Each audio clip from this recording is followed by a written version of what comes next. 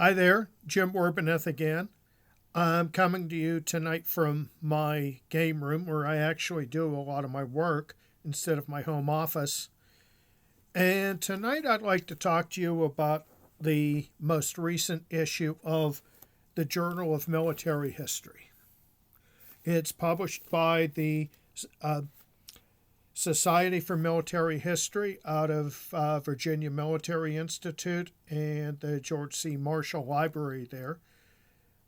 This is one of my favorite academic journals, and it's one that, like many of us, I have a growing read next pile, and whenever the new copy of the Journal of Military History shows up, it usually goes to the top. This one is from July 2025, volume 89, number 3. And as expected, I put it on top of my must-read pile. I read it, and here's my rundown. It starts off with a text of the 2025 George C. Marshall Lecture in Military History. This was delivered by the eminent British historian Richard Overy, and the title and the subject are To the Bitter End, Germany, Japan, and Surrender in 1945. This is well worth reading, as well as anything that Professor Overy writes. And it draws lessons from the end of World War II that are really applicable today when you run into bitter ender types in current conflicts, in recent conflicts. The next article is Fighting on the Dogs' Heads, Cynocephalae and the Search for the Ideal Ancient Battlefield by Matthew A. Sears and C. Jacob Butera. They take an approach to finding the battlefield where the Romans decisively defeated the Macedonians and the legion triumphed over the phalanx. In a very sensible way, they emphasize first the ancient sources, especially Polybius. They rely on him, and they do personal reconnaissance of the area in Greece. Something that I can say personally is very worthwhile, even essential, when you're researching battlefields. If you have a chance to visit, do so. Sometimes eyeballing it yourself is indispensable, and there's no substitute for it, even with the best terrain analysis from other writers. And they do have a book coming out on the sites of ancient battlefields, which I definitely intend to order. The next is on a fairly obscure topic, at least from American perspectives: information gathering and military intelligence under Louis the German by Christopher P. Flynn.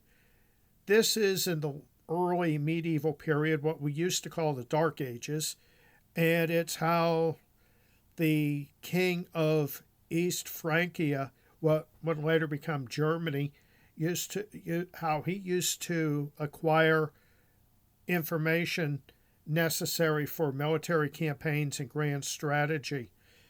And what Christopher P. Flynn argues is that there actually was a system, even though there were not actual agencies that handled intelligence, its collection, its analysis, and its dissemination to the king, which is quite a modern approach, and it shows that nothing is actually quite new. Now, there's another article here that I recommended to my students, but unfortunately, no online library that I know carries recent issues of the Journal of Military History, which is really a shame. The students could get the abstract, but they could not get the article, unfortunately. And as I'm teaching an American history course now at the University of Arizona that starts with It starts with the end of the Civil War. I thought this was especially appropriate, and there is an emphasis there on oppressed or otherwise ignored groups, not DEI. I don't play that game, but putting attention on groups that sometimes get passed over or were people that history happened to rather than they were actors in it. And this one is called Picks and Shovels Before Rifles and Bayonets: The U.S. Army's Impressment of Black Kentuckians by Cameron Boutin. This is an absolutely terrific article that talks about how the United States Army, the Union Army, in the Civil War used black slaves to for infrastructure projects and to build fortifications. And the only compensation, for the most part, went to their owners. And the Union deeply respected the property rights of people who owned other human beings, which might sound a little counterintuitive in the days of Abraham Lincoln, but Kentucky was essential to victory for the Union, and keeping the white population, the white slaveholding population, happy was part of that. Therefore, they compensated the slave owners and basically leased the black labor to build these projects. Now, later on, after the Emancipation Proclamation, which, by the way, did not apply to Kentucky, but later on with the recruitment of black soldiers for the United States colored troops in Kentucky, many of the laborers were recruited into the Union Army. They were paid. They were treated with the dignity that one receives as being a soldier. It's not the same as being free. I mean, you give up rights. You give up essential liberty to be in the Army. However, these people went from being slaves who had no control over their future to being armed agents of freedom. And this is a transition that the author handles quite well, and I really wanted my students to read it, and I hope that they get a chance someday. Following that is an article by Rod Andrew Jr., Flying Leathernecks: The Public Debate Over Close Air Support in the Future of the U.S. Marine Corps, 1945 to 1952. This was a time when the United States Marine Corps almost went out of business. It shrank with the post-war demobilization after World War II. There was a lot of sentiment that the Marines should be merged into other services, with the riflemen going to the Army and their air assets going to the United States Air Force. And this connects the Marine practice, the Marine doctrine, and excellence at close air support developed in World War II in Korea with their eventual survival, that they showed that their air power could do things that the Air Force could not. And the Air Force really was not interested in. The Air Force was bound by a gospel of strategic bombing and deep interdiction. They did not want to be tied to supporting ground forces, that they thought that they could win the war away from the main line of resistance. And as Andrew argues here, the Marines were able to survive because they showed that they had a skill that units they supported in Korea, including Army units, appreciated. There was no substitute for Marine close air support. Now, in all of the work that I've done on the Korean War, like in my game Incheon and other projects, I can certainly vouch for this, that there were cases up around the Chosin Reservoir, for example, where Task Force Faith had a Marine air controller attached to the battalion, and due to attrition, this Marine pilot was basically pressed into service as a ground commander, which you could do because all Marines had gone through the basic school and were basically infantry officers before they were pilots. Now, what the Army did, his commander, Don Carlos Faith, took him out of the line, put him back on commanding air and controlling air power because it was a unique skill and a unique capability. And it did not save the battalion, but the controller was far more valuable in that role than he was as being even a very, very competent infantry commander. So this is something else that goes to that's I wish that I could assign to students.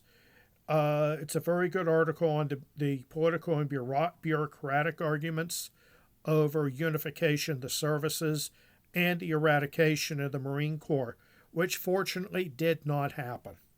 Instead, the Marine Corps came out of Korea with a stronger presence.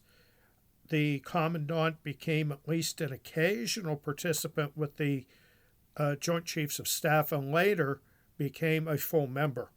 And the turning point was really the survival through the Korean War and the use of close air support really as a bargaining chip and something that appealed to the American public and to members of Congress, as well as the Marine supporters in the defense establishment. Following that, Phil Hahn and Colin Jackson write a very good article, Lost in Translation, Proxy War and the Sino-American Technology Transfer from the Korean War to the Battle of Dien Bien Phu. Here, they compare and contrast the advice that the Chinese gave to the Viet Minh that enabled them to win at Dien Bien Phu and the guidance that the United States gave to the French, who of course lost. The French were not really receptive to what the Americans were telling them, and also they did not have the firepower to put in the sort of practices that the Americans wanted, and the Americans were used to accomplishing in Korea. The Chinese advice turned out to be far more effective, showing that the Viet Minh won the battle and won the war. And again, this is something that I think has some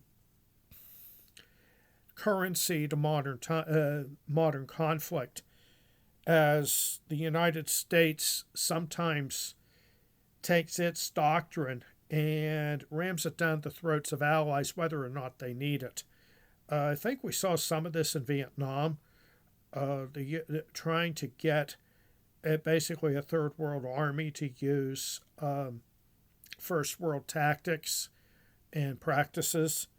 And it also shows that using your own experience can sometimes be not such a good idea if you don't understand the conditions and the objectives and the capabilities of the people whom you are advising.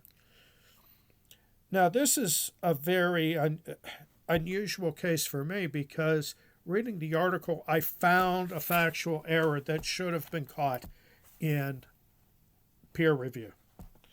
On page 682, the authors refer to Lieutenant General Edward Almond as the commander of the 2nd Infantry Division in Korea. As established by every other piece of literature, including the article that comes before this, Almond commanded 10 Corps. He was not a division commander. He had commanded the Black 92nd Infantry Division in Italy, and I'll say not especially well. But in Korea, he had 2 jobs, which he tried to do at the same time. He was Chief of Staff to Douglas MacArthur, and he commanded 10 Corps from Incheon all the way up to the Chosin Reservoir and back down again. But he never commanded the 2nd Infantry Division. This is something that should have been caught. So just so you know, it's a good article, but word to the wise, just keep an eye out for little errors like that that are actually fairly important. And the final article before the multitude of book reviews is The Human Terrain System Controversy, Anthropology and the Iraq War by Marjorie Golelli. I first encountered the human terrain initiatives attending the 2011 Conference of Army Historians in Arlington, Virginia, where I presented a paper on British grand strategy in the War of 1812. So when I wasn't presenting my paper, I attended lots and lots of presentations, and one of them was on human terrain. And what this is using anthropology and anthropologists to guide military forces about the communities and the peoples within whom they're operating. One of the things that we have to look at is that sometimes the people are dehumanized or considered beneath notice, or they're totally misunderstood. I remember a quote attributed to a Marine officer in Vietnam who said there are 17 million people in South Vietnam and they all look alike. The human terrain approach tries to get around that. You try to understand the people with whom you're operating. You look at the communities, you look at the peoples, you look at their cultures as part of the country, just as you would examine things like rivers, hills, mountains, and trees. That it emphasizes, if not cultural sensitivity, at least cultural awareness. And anthropologists were considered professionals who could greatly aid this. And the Human Terrain Initiative was basically to take them and embed them into military units, civilian scholars advising military commanders. And this created a huge controversy because the anthropology community wanted no parts of it, that they felt they had been burned in Vietnam, that they had been misused, that scholars who are really pledged to do no harm to the people whom they study were being used and having their expertise used for kinetic solutions, shall we say, that it was harming the people whom they study, eroding, destroying trust between the anthropologists and the other people's cultures, that it was a total misuse of their discipline and their expertise. And the article really goes into this and the miscues and misunderstandings on both sides. All sides, I'll say, of the controversy between anthropologists and the military, and again, a lack of understanding between the two of them, and miscues, misunderstandings, and sometimes stupid gaffes that eroded credibility, especially as the author states on the military side. Now, the human terrain system was basically abandoned in 2005, but it ran for about 10 years and still leaves a certain controversy. For example, she states that anthropologists who participated were denigrated in many cases by their colleagues, that they were portrayed as being less qualified. They were the second team because the elite anthropologists wanted nothing to do with this program. And it may or may not be valid, but it's a perception that lasted. So I read the whole journal, as I usually do, and once again, I'm very impressed. Always happy when a new copy shows up, as it does 4 times a year. Now, if you're a military historian, especially in an academic post, and you do not belong to the Society for Military History, I have to ask you, why not? This is a fine organization. The journal itself it's worth the dues. If you're an adjunct and you don't have a ton of money, you can get a discounted membership. If you're a student, you can get a discounted membership.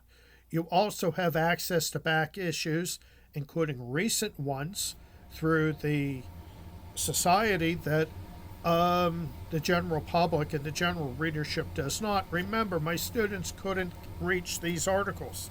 They could get abstracts. They could not get the full article, but if you're a member, you can, which is a great benefit. So, once again, I recommend membership. I recommend this issue. And in a few months, I'll be getting another one. And I don't know if I'll be talking to you about it, but hopefully you'll be reading it. Depends on my schedule and how much reading I'm doing and how much other stuff is going on. But take it from this video that I am a keen endorser of the Society for Military History and the Journal of Military History, especially including this issue. So thank you for watching. Like and subscribe, of course. Share, tell your friends. And I will be seeing you in another video coming not too long from now.